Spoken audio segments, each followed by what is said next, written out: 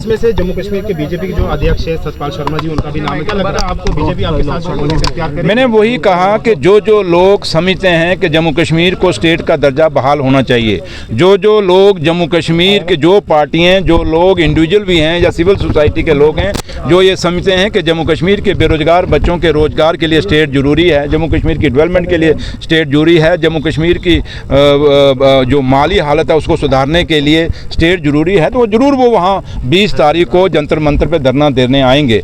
और जो बीजेपी रोज़ यहाँ कहती है कि हम स्टेट का दर्जा देना चाहते हैं, अब 20 तारीख को पता चल जाएगा कौन जम्मू कश्मीर के बच्चों का हमदर्द है, कौन जम्मू कश्मीर के लोगों का हमदर्द है, कौन नहीं है। ये 20 तारीख को पता चल जाएगा। हाँ, हमने अपनी जिम्मेवारी उठाई है। हाँ, यही प्रोग्राम बीजेपी रख ले, हम चले जाएंगे, लेकिन कम से कम किसी ने प्रोग्राम रखा तो नहीं ना जंतर मंतर पर जाने का। अब नेशनल कॉन्फ्रेंस ने ये एक स्टैंड लिया है, नेशनल कॉन्फ्रेंस ने एक इनिशिएटिव लिया है और उम्मीद करेंगे कि बीजेपी को वहाँ आना चाहिए। हम तो यही अपील करें हैं, लेकिन अगर बीजेपी हमारी अपील पे नहीं आनी चाहता है तो बीजेपी अपनी अपील हमें चिट्ठी लिख दे, हम बीजेपी के कहने पर जंतर मंतर चले जाएंगे। बट इनिशिएटिव तो लें, लेकिन करना कुछ नहीं, सिर्फ बातें करनी, बातों से जम्मू कश्मीर नहीं कि आप अपने मैनिफेस्टो पे जो है वो खड़े उतरिए, जो आपने सरकार में आने से पहले वादे किए थे नौकरियों के, बिजली फ्री के, अब उस पे खड़े उतरिए। जंतर मंतर का जो बाद में आप सोचिएगा। देखिए, विक्रम रंधावा साहब एक इंडिविजुअल बात रखते हैं, तो मैं उनकी बात अब उनकी इंडिविजुअल सोच पे या उनकी बात पे नहीं। हाँ, बीजेपी कोई पार्टी की बात कह रही है तो उस पर हम बात जरूर करेंगे। बाकी विक्रम रंधावा साहब को मजबूत है, मुबारक है, और जो कुछ कहते हैं बाकी इलेक्शन में लोग खुद बताते हैं।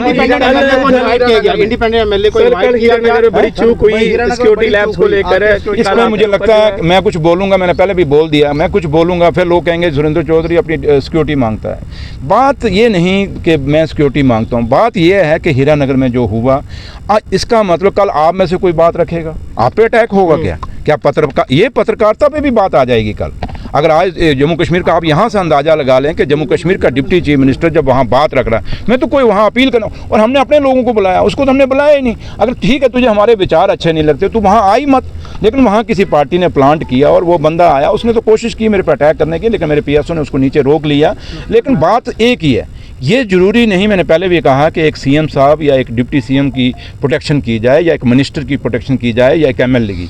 हम तो ये कहते हैं कि आम शहरी भी अपनी कोई बात रखना चाहता है तो उसको पूरी सिक्योरिटी मिलनी चाहिए। अगर पत्रकार कोई इंडिविजुअल अपना विचार रखना चाहता है तो उस पत्रकार को भी वो सिक्योरिटी मिलनी चाहिए।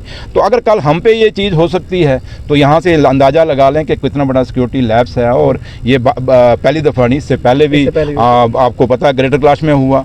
कल फिर जब वहाँ उसी हाल में, वहाँ भी एक बैंकेट हॉल था, एक तो बदकिस्मती ये बैंकेट हॉल हमारे पीछे पड़ गए, तो ये बैंकेट हॉल के बीच में हुआ। लेकिन देख लीजिए वहाँ कोई उसको बैंकेट हॉल को, इसका मतलब सिक्योरिटी ने सैनिटाइज नहीं किया था, उसमें सही बंदोबस्त, वहाँ सिक्योरिटी नहीं थी, जो एक चेकिंग की जाती है वो चेकिंग नहीं थी। अगर हुई होती तो शायद ये नौबत ना आई थी। और वो वहाँ के जो SHO है, वहाँ का जो DSP है या वहाँ का जो CID सेल है, कितना नाकाम और नालायक है कि जिनको पता ही नहीं कि लड़का क्या करने जा रहा है। या हम वहाँ डिप्टी चीफ मिनिस्टर का प्रोग्राम है, रिटर्न प्रोग्राम गया हुआ है, तो उनको पहले ही अलर्ट होना चाहिए अगर कोई ऐसी चीज़।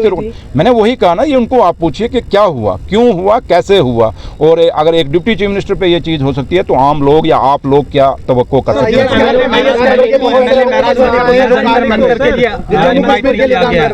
जंतर मंतर प्रोटेस्ट के लिए महराज मलिक को इनवाइट नहीं किया गया, इंडिपेंडेंट MLA को जो है वो स्पेशल इन्विटेशन भेजा गया, क्या वजह है महराज मलिक को?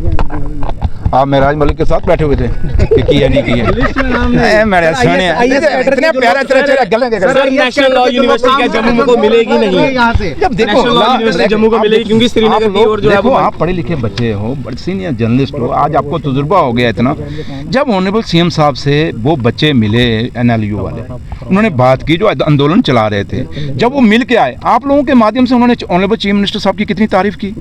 और जब वो सेटिस्फाइड है तो मुझे कहता है एक इंडिविजुअल के कारण, वो तो एक ड्रामा करने आया था, मैंने कहा प्लांटेड।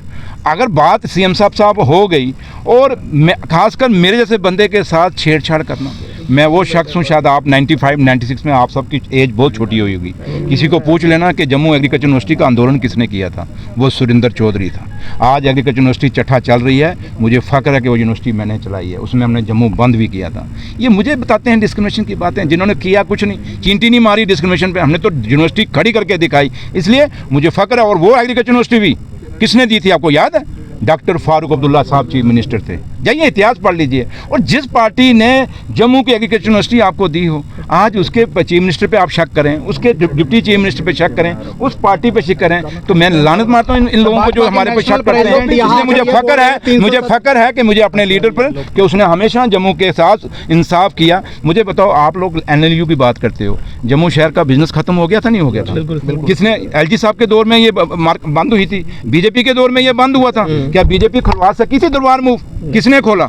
उमर साहब ने खोला, नेशनल कॉन्फ्रेंस ने खोला। तो आज जिस बंदे ने आपका बिजनेस बचा दिया जम्मू में, आप उसको कह रहे हो कि जम्मू से डिस्क्रिमिनेशन कर रहे हो। इसलिए कुछ चीज़ें आपको भी चलानी चाहिए। मैं कहूँगा तो क्योंकि मैं तो पार्टी का हूँ, लेकिन आप एक निष्पक्ष पत्रकारिता करते हुए आपको ये चलाना चाहिए। हाँ, कुछ हैं पत्रकार जो सुबह उठते हैं, वो उनको सुबह जेब में कोई पैसे डाल देता है तो वो आगे शुरू हो जाते हैं, ओ डिप्टी CM ये कर गया, ओ डिप्टी CM के MLA टूट गए, ओ डिप्टी CM। कल भी एक पुंछ तू कर ला रहे फिटी जी मुंडी कट गए।